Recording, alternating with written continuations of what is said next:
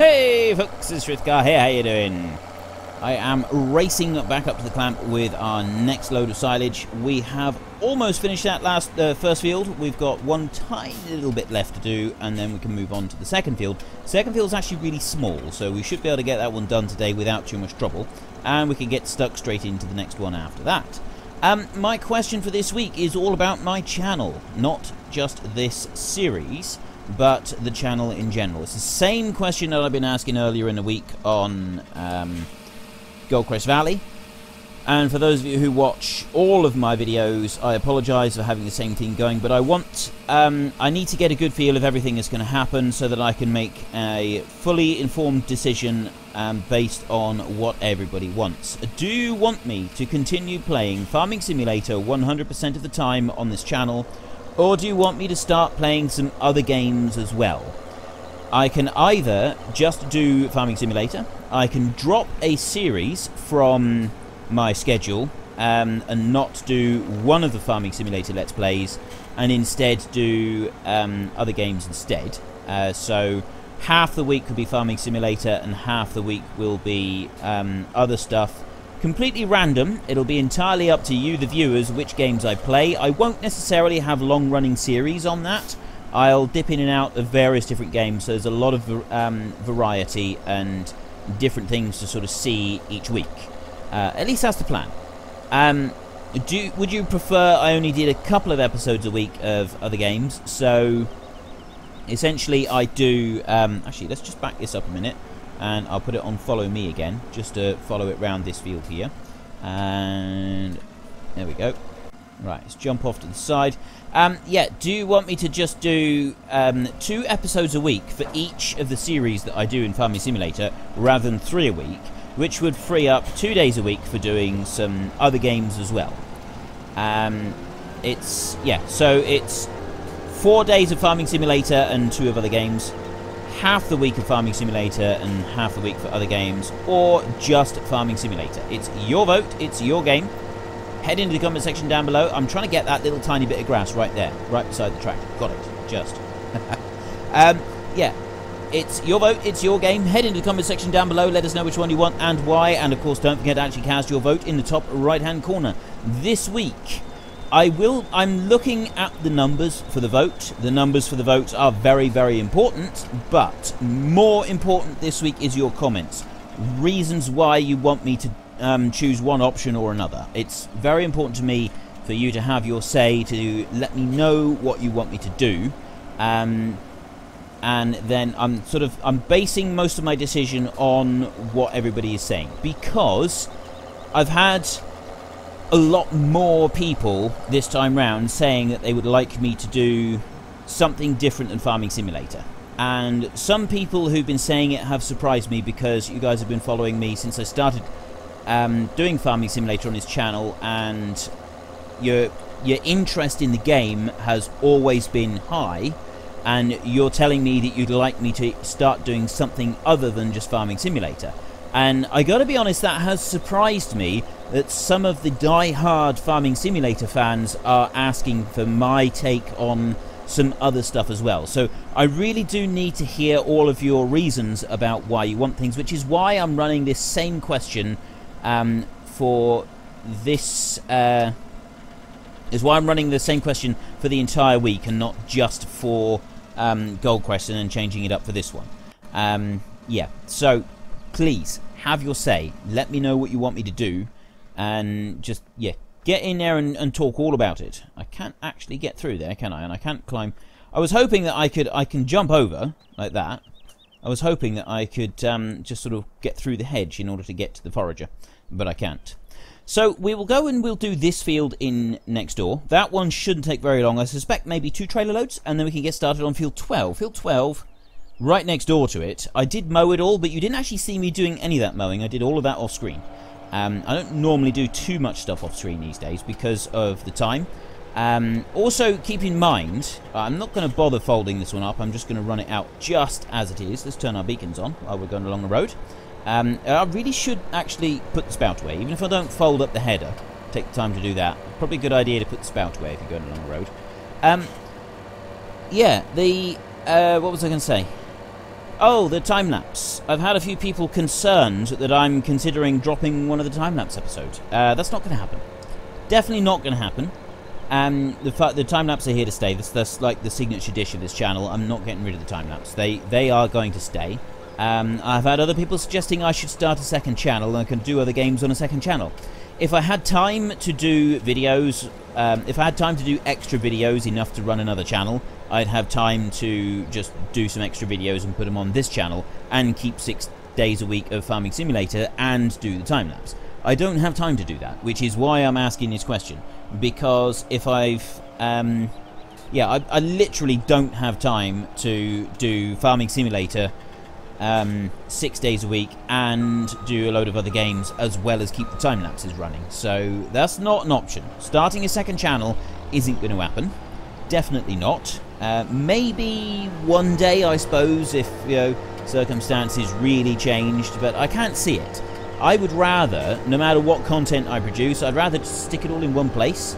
I prefer that myself. When I'm looking at someone's channel, I don't go there for the game or the information. I go there for them and their take on things. So if I want to see how other things are done as well, that's what I would do. I would go to their channel. I don't really want to have to go to a multitude of channels to try and find the same person. And I get the impression... Oh, no, what are you doing? Don't do that. Right. I don't know if I'm going to be able to have him following me on the outside to get round here. I don't know how well this is going to work. We'll see. We will go scrambling off down through here. So, yes, the second channel isn't going to happen. And what else? Someone said, oh, could you... I always get this request. Why don't you stop doing one episode of one of the Let's Plays and just do that for 2 episodes a week? And then you could do another time-lapse. Yeah, for those of you who are new to the channel, the time that it takes me to record 3 Let's Plays is about the same amount of time it takes me to record 1 time-lapse. It takes about 12 hours work of recording and editing and everything to do a time-lapse. Those are hugely time-consuming. I literally would not have time to do another one. Even if I was to drop 3 Let's Plays and just do 1 3-episode Let's Plays a week, so say I just did Watea Valley for 3 days a week, I still probably wouldn't have time to squeeze in another time-lapse, because that time-lapse still takes longer than the 3 episodes each week. So yeah, another time-lapse just isn't going to happen. That's not going to happen on this channel. There are other channels that do time-lapses now. There's a few of them started up. Some of them are particularly good. And so not only will you have my time-lapses twice a week, that will continue. I've got no plans to change that. Not unless... If Farming Simulator just ceases to exist and the game is pulled from the shelves and we get no new ones, then yeah, then I'd have to reconsider. Maybe I'll try and do a different sort of time-lapse each week. Different games or something, I don't know. But as it stands at the moment, it's going to stay. I've got no plans to get rid of time-lapse whatsoever. I don't want to. I really love doing them. I genuinely love making the time-lapses. Although this week's one, doing the wrapping, that was a genuine challenge. That was probably the most challenging one to do. I was starting to get a little bit bored doing that one. I got to admit, wrapping for 6 hours continuously does take a little bit of dedication. And I did wonder if I would be able to get through it, but I did manage to do it. We haven't quite finished wrapping. We've got a little bit extra to do still, but that's fine. We don't need to worry about that.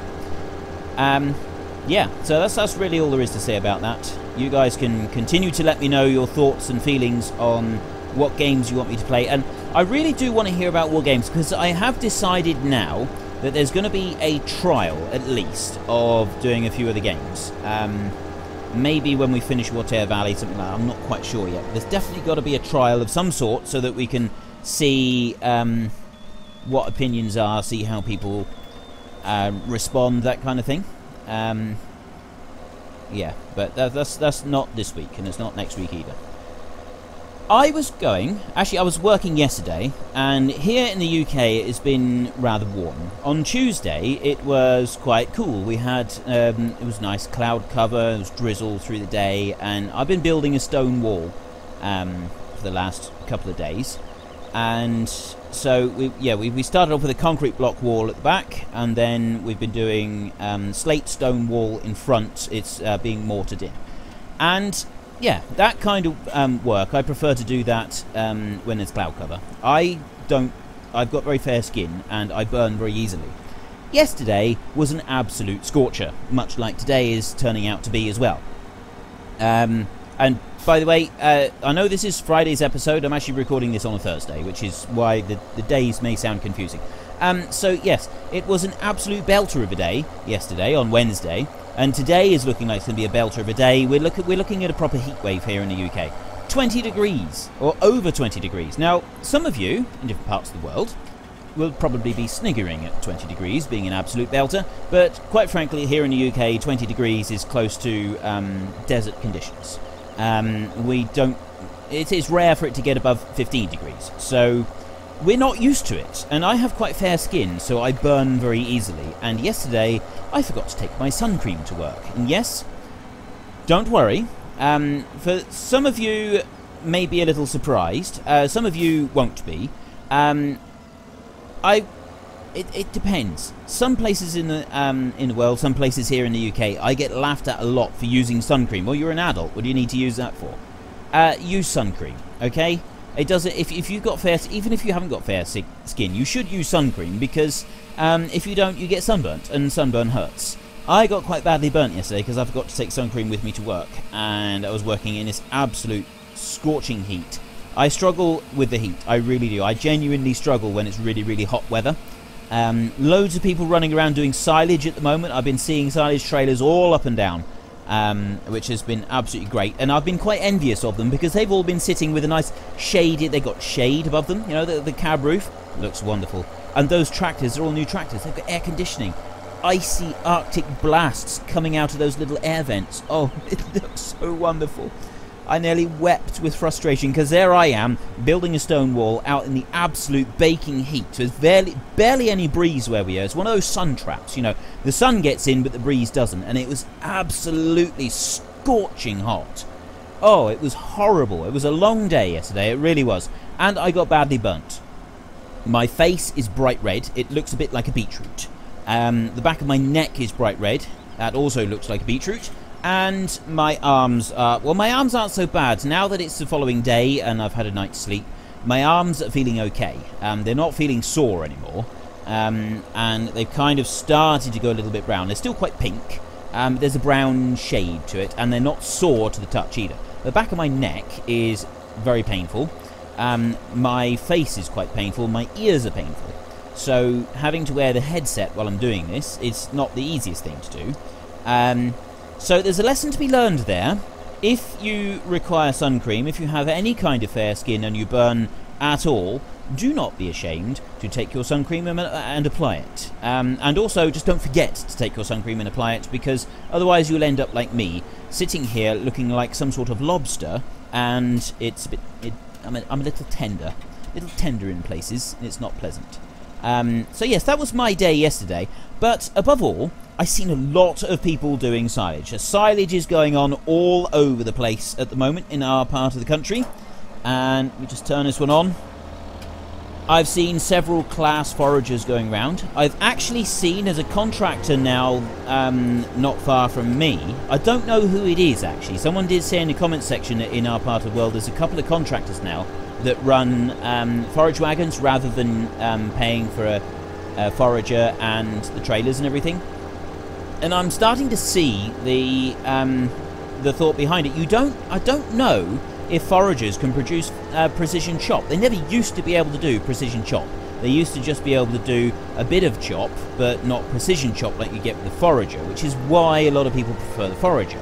However, the cost of running 3 forage wagons compared to the cost of running a forage harvester and the 3 trailers anyway is definitely in favour of running the forage wagons. I know that the cost of it is a bit more, but when not a bit more than the actual forager, you compare the price of 3 forage wagons to 3 trailers and a forage harvester as well, the forage wagons are going to be cheaper. So I'm assuming that the technology in forage wagons has improved somewhat, and you can get a better chop on the grass that is going into them, because you are seeing more of them running up and down the road, and it's really impressive to see them working. It's something I would love to have a go with. I've never personally used a forage wagon. I've seen one being used when I was just a little boy. I was like 6, I think, maybe 7. I did see one being used, and that's over 30 years ago. Well, if it's 6, it's 30 years ago. I'm 36 years old, so yeah, 30 years ago I seen one being used, and I've never used one myself. I've never seen one being used since then, and I would really like to. So hopefully one day I will be able to have a go with a forage wagon. That would be really, really cool. I will have to see if I can have a go one day. I'll see if I can persuade the right person just to let me do a couple of loads with the forage wagon, because I think it would be really cool. It's something I would love to have a go about. Right, that one has already filled up, so one more trailer full on there and we'll be done in this field, and we can start the next field. How are we doing for time? We've got time. We'll be able to get started properly on the next field. I'd like to start rolling the clamp a bit. I think we won't get another trailer or anything like that. We're going to use we might have to use a blade. I don't know. We could probably just get away with using a bucket. Not sure. But we'll use the our loader tractor, which is the Lindner. The Lindner Lindtrack. That's the one that we're going to use with the rear wheel steering, or 4-wheel steering on it. Awesome little tractor. We'll see what that one how it copes with rolling the clamp. I think it could be quite useful for it. So let's go whizzing on back now with the silage. Also, yesterday, where I was working, I seen a forage harvester go by, and I have never seen one with the colouring on it before. It was a very old machine. It looked like it was so old that it possibly didn't even have air conditioning in it. And when you're sitting in a big glass box on a baking hot day, it's not very pleasant. I've done that. It's genuinely not very pleasant. So if it didn't have air conditioning, I felt really, really sorry for the poor soul trapped within, slowly being roasted.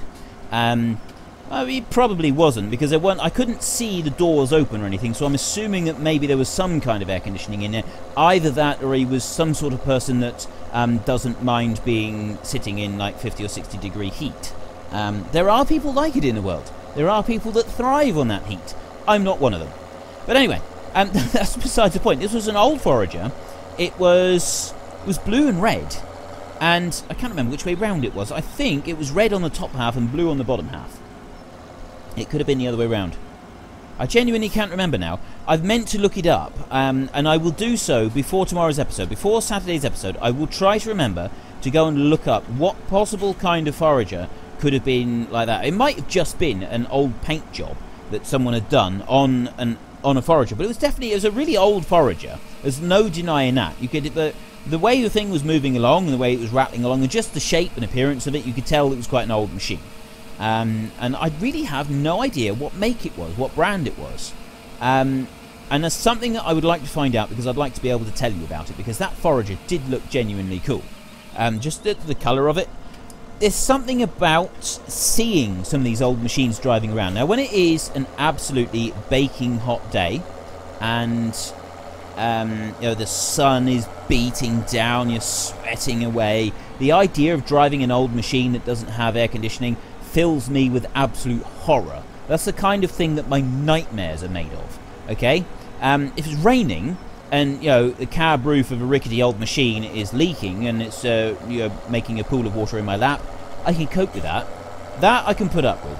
Is when it's absolutely baking hot and I'm slowly being turned into a crisp inside the machine.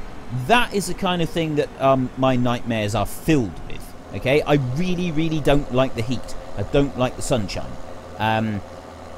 I can admire the sunshine, and I can appreciate it for what it is. I just don't like being outside in it for any long period of time. I really, really do struggle. So, yeah, I've spent a long time. It may seem odd coming from an old farmer, and generally the harvest work and that I've done. I've been in a tractor like this. John Deere's. I've spent a lot of time in John Deere's or New Hollands for the most part, and those tractors, oh, they're wonderful. They're absolutely amazing. If you have one of those tractors, they've got this big cab on you. Like I said before, you've got shade, you've got icy Arctic blasts that come out of all the air vents. I mean, look here, look. See those there? I don't know why they're closed up. They should be. I never direct them straight at me. I put one going like that way around, and then I put that one sort of going that way around as well. So it just creates a bit of air circulation. It goes around and around and around like that, and cools the entire temperature of the cab. And so the internal temperature of the cab. Is there any more air vents on this one? Oh yeah, there's a couple there. Those would also be going, and I would just generally have just an air current that moves around the cab and keeps it icy cold. Oh, it would be wonderful. The inside temperature of the cab should be cool enough that I would consider putting on a jumper. And then the outside, it generally does make it more unpleasant to go outside after that because you sort of become used to the temperature inside the cab, but that's besides the point. While you're sat in there, and you're going to be sat in there for most of the time that you're working, it becomes quite pleasant. It's altogether a different experience than having to stand outside in a sun trap building a stone wall. And let's be honest, I wasn't the one actually doing the building of the stone wall. I was the one that was assisting the builder build the stone wall this time round. So I was mixing loads of mortar and I was carrying the stone. We couldn't put the stone right on site, so you had to go up the top of the ramp. And what is this tractor doing? It's difficult when you're doing follow me beside you to get him to turn into the hill, or into the turn. It can be difficult to persuade him. He'll do it, but it does take a little bit of gentle persuasion at times. There we go. So yes, I spent the day yesterday loading stones into a wheelbarrow and then wheeling them off down the slope to where they were needed, and mixing up mortar and putting that into the wheelbarrow and wheeling that down the slope to where it was needed, and then sorting through stones to try and find ones for the corners. And those of you who've done stone walling will know that building a stone wall is relatively simple. If you're building a straight wall, it's quite simple. You can find stones with a nice flat edge on them to do your building. I've done that loads. I've spent weeks, months of my life building stone walls. Quite a dab hand at it, even if I do say so myself.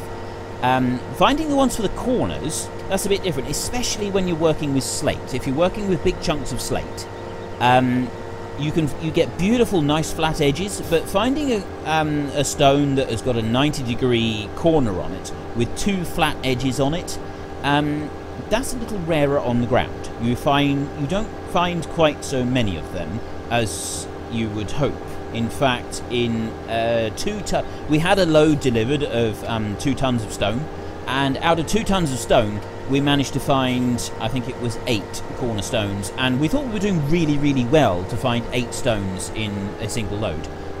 Generally, you would find less than that, and they had to be really, really good ones because we're building the wall is going to be going next to a house.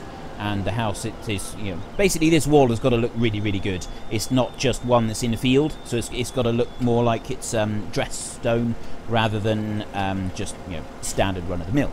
Anyway, I'm going to move over into the next field so that we can try one more follow-me trick with this. I want to try and get the tractor driving and the forager doing follow-me, so that I can just run alongside the forager. We'll see how that works. I'm not quite sure what it's going to do. I'll meet you in the other field. Right, we'll just come up through. I took a shortcut straight up across this field, that one there, so that we can come down here, because the gate, unfortunately for field 12, is on this side, so we've got to go all the way round, which does mean a little bit longer on the road in order to get back to the clamp, but we can cope with that. So let's just squeeze in through here. Now, my theory is I can follow that tractor being out to one side, and so what I'm going to do is I'm just going to do F for follow me. That's ahead 20. So if I now set myself on the left offside, and we were working on 5, weren't we? So I'll go offset 5, and then I'll move forward and forward again. Is he going to be far enough out? He looks like he's going to be far enough out. I'm hoping this is going to work. So if I can bring that one up and start him up like that, now I will move the offset ahead distance down to 5. Right, we've got great demand for wood chips. We're not doing wood chips just yet. And right, I've got a head distance 5. Is that going to be enough? I think, actually, I'm hoping that that will actually be enough. I think that might be okay. I've just now got to make sure that I get the right distance away from the line of grass, and then the forager should stick roughly to my rear wheel, which is going to put him next to my trailer. This is working really well, I hope. It's just getting the forager to stop once we fill up. So there is our forager working nicely. We've got the pickup reel going quite good. And there we go. Look at that. That's actually really cool. I really like that. Yeah. And I love the way that you've got that. There's some really good animation on that pickup reel. Obviously, now that we're coming into the corner, is he going to be able to turn enough? Because I got to get my tractor moved away enough. I should have been paying a little bit more attention. I think that's going to be okay. Yep, that's going to work. It is a bit more difficult to get it to judge, or for me, it's a little bit more difficult for me to judge when to start turning so that I keep the grass in the actual infeed of the forager. But I think we're getting it. If I pull in like that, now I've got to get it to turn an inside corner, which might be a little bit more difficult. Just come out a little way. Yep. We're doing it. We're actually doing it. Ladies and gentlemen, look at this. We are actually doing it. Follow me and getting the forager to do itself up and down these rows of grass. It's not an easy task to accomplish. Definitely not easy. But that is a fantastic picture right there. Being able to watch the front of the infeed on that thing is absolutely brilliant. I really do like that. Now, this is going to be the tricky bit. Getting around here. I need to persuade you to turn in and stay turning in without me destroying you with my trailer. Right, now I can come out a little way. I've done it. I've got every little bit. Now we've got a sharp turn going the other way. And I'm missing a little bit, am I? Ooh. It's touch and go there. This could be a bit more tricky. Let's bring it round. There we go. Go on. I'm turning sharp, so you should be turning sharp now. Nope, he's missed a bit. He's missed a bit more. He's missing loads. This is no good. Okay, he's not done too bad. It was quite a sharp corner. So give him a round of applause for that. I think he did well. And we're going to do the same again here. If I turn a little bit earlier, maybe is that going to do it? Yes. Oh, he's lined up beautifully. Dead center of the forager. Look at that. Absolutely dead center. We're on 96%, so we're going to have to stop in a second. We've only just got the hang of this, and now we're going to have to stop. I'm actually running out of time for today's episode. We are running out of time. Right, we stop there, and now you should be able to do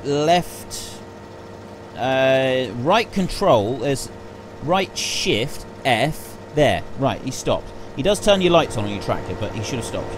Yes, he has. Excellent. So we'll run this one along. My question for this week is the same as it was for Gold Crest Valley. I am considering making a few changes to the channel. I would like to hear your thoughts, views and opinions on my proposed changes to the channel, and whether or not I should do them in the first place. I'm thinking that it's time to introduce some other games. I'm thinking that we need to introduce a bit more variety to this channel, because I think that if I just stay with Farming Simulator, things may grow stale. I don't want to jump into this too quickly, and I don't want to, shock the system. I don't want to upset anybody.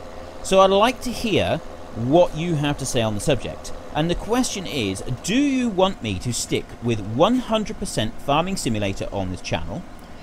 Or would you rather I started doing one series a week of Farming Simulator and then the other half of the week doing some other games?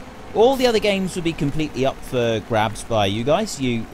What you suggest in the comment section. Something along the lines of, I probably wouldn't do a vote on it. I'd probably just say, put suggestions in the comment section, and then the suggestion that gets the most likes is the next one that I will do. Something along those lines. So do you want me to do half of the week Farming Simulator and half of the week other games?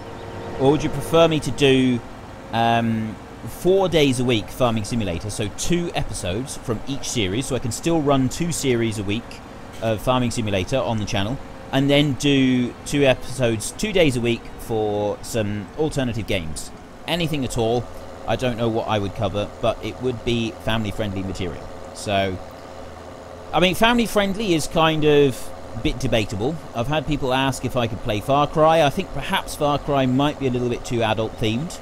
I thought that Skyrim would be okay, but actually Far Cry and Skyrim both have the same age rating. So really it would be down to me to decide how much stuff to show if I was to do something like that. I've had a lot of requests to play Spin Tires, and I've had requests to play all sorts of other games as well. So really, it is entirely up to you guys. It's your vote, it's your game. Head in the comment section down below, let us know which one you want and why, and of course don't forget to actually cast your vote in the top right hand corner. But I need you to keep in mind that this time round, the vote alone is not going to decide things, right? The vote is in favour, quite strongly, of just doing Farming Simulator.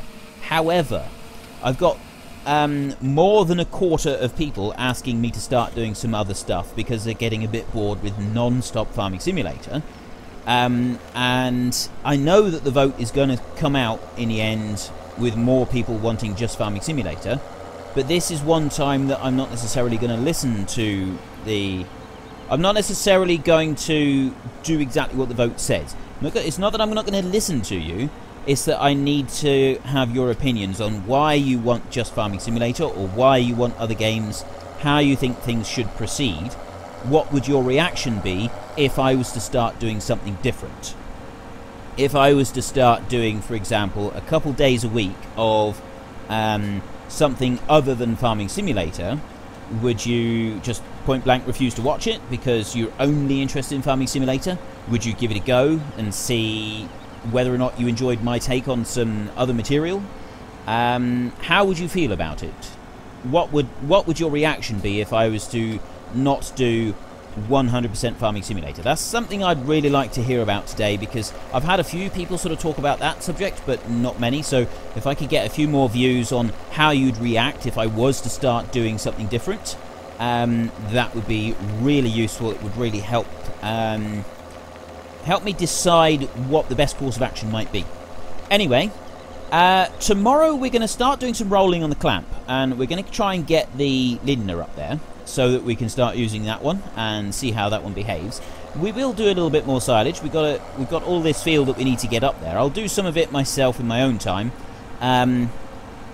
But yeah, so we'll be doing some more of this tomorrow. We're going to get some of the clamp rolling done tomorrow, and yeah, generally, as the weather outside my house is so balmy and filled with sunshine, it does sort of feel right that we should be doing silage as well, because the rest of the country is doing silage. The rest of my country is doing silage. So it's only right and fair that I should join in and shoulder some of the burden. So that's what I'm doing, electronically, whilst sat in front of a computer screen. So there you go. Yes, if you've enjoyed this episode, then please head down below and give us a like. Right, how should I do? I think I'm just going to follow it with this one this time. Yeah, if you've enjoyed the episode, then please head down below and give me a like. And if you really enjoyed it, then please tell your friends all about me. Get them to come and watch as well. That would be awesome. But until next time, until next time, thank you very much for watching. This is Frithgar. Goodbye, and see you later.